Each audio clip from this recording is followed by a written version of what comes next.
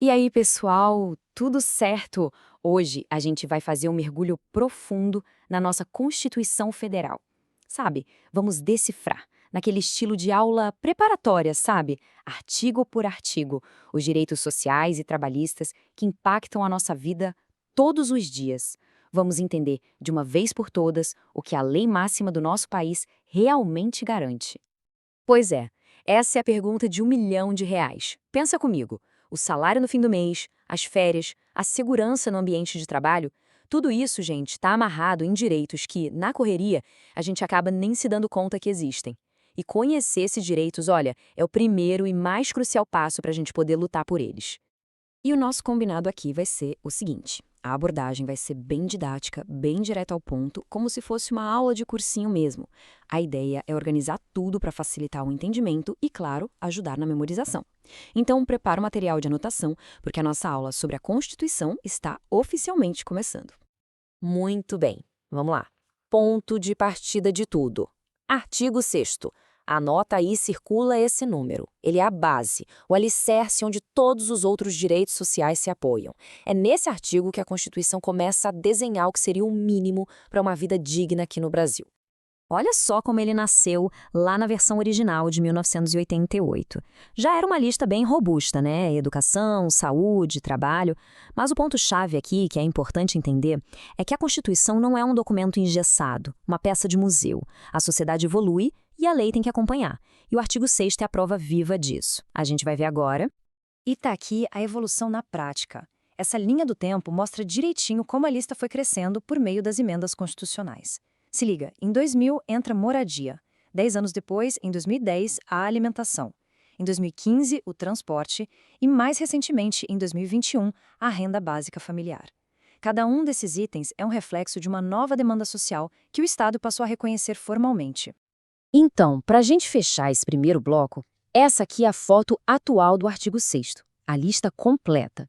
Cada item dessa lista é uma obrigação do Estado, uma promessa constitucional de garantir as condições para uma vida digna.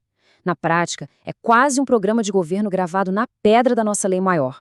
Ok, agora que a gente já firmou a base com o artigo 6º, vamos pro filé mignon dos direitos trabalhistas, o artigo 7º. Se o 6º vale para todo mundo, o 7º é o capítulo especial de quem trabalha, seja na cidade ou no campo. Pensa nele como nossa grande carta de direitos e garantias dentro do trabalho.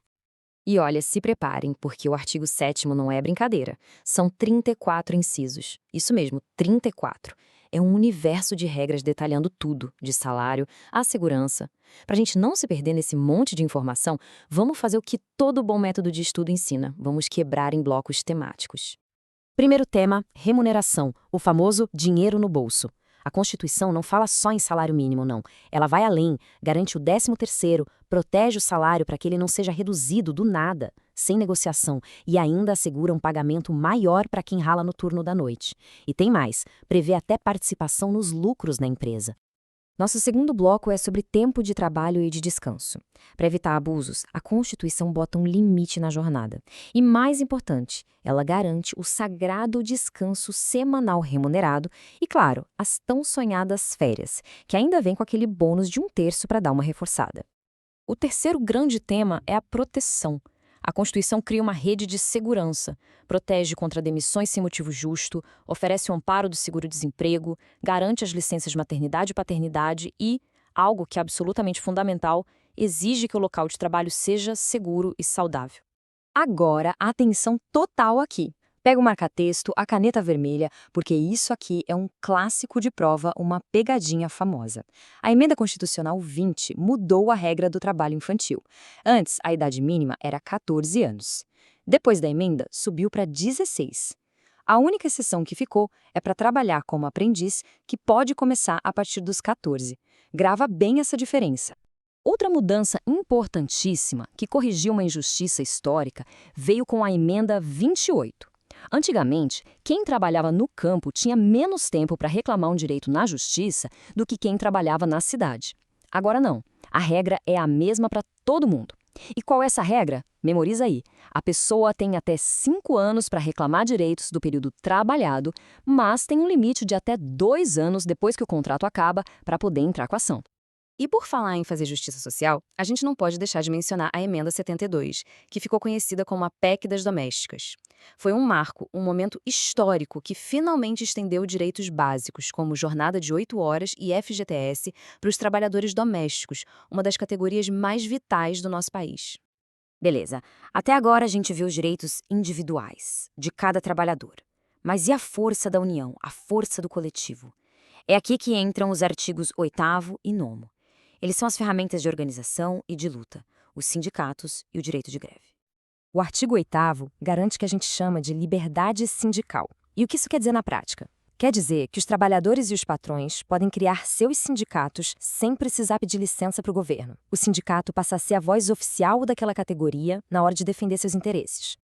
E esse artigo traz umas regras bem importantes. Primeiro, ninguém é obrigado a se filiar, é uma escolha. Segundo, o princípio da unicidade sindical, que significa que só pode ter um sindicato daquela categoria, por região. Terceiro, e isso é crucial, o sindicato tem que participar das negociações coletivas. E por último, os líderes eleitos têm estabilidade, não podem ser demitidos à toa. Agora, o artigo 9º. O texto é curto, direto e extremamente poderoso. O direito de greve é garantido. E mais, são os próprios trabalhadores que decidem a hora de usar essa ferramenta e pelo que vão lutar. É, sem dúvida, um dos instrumentos de negociação mais fortes que existem. Mas, como tudo no direito, tem um porém. Atenção aqui, esse direito não é absoluto. Existe uma lei que define os limites, especialmente em serviços que são essenciais para a população, como saúde ou transporte, por exemplo. A ideia é buscar um equilíbrio, né? O direito de greve de um lado e as necessidades da sociedade do outro. E para a gente fechar esse nosso tour constitucional, chegamos nos artigos 10 e 11. Eles tratam de outras formas de representação dos trabalhadores, seja participando de decisões do governo ou dentro da própria empresa. Olha que interessante. O artigo 10 garante uma cadeira na mesa onde as políticas públicas são discutidas, em conselhos e órgãos do governo. Já o artigo 11 traz a representação para dentro de casa. Em empresas com mais de 200 funcionários, é eleito um representante para levar as pautas e negociar diretamente com a diretoria.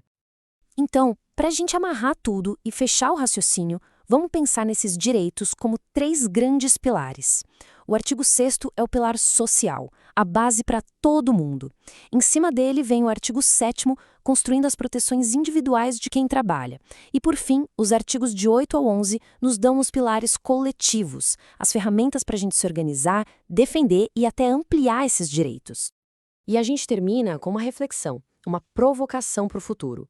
Com tanta coisa mudando no mundo do trabalho, home office, trabalho por aplicativo, a inteligência artificial, o grande desafio agora é como que a gente garante que esses princípios, escritos há mais de 30 anos, continuem valendo. Como proteger a dignidade de quem trabalha nesse cenário totalmente novo. Essa é uma discussão que, na verdade, está só começando.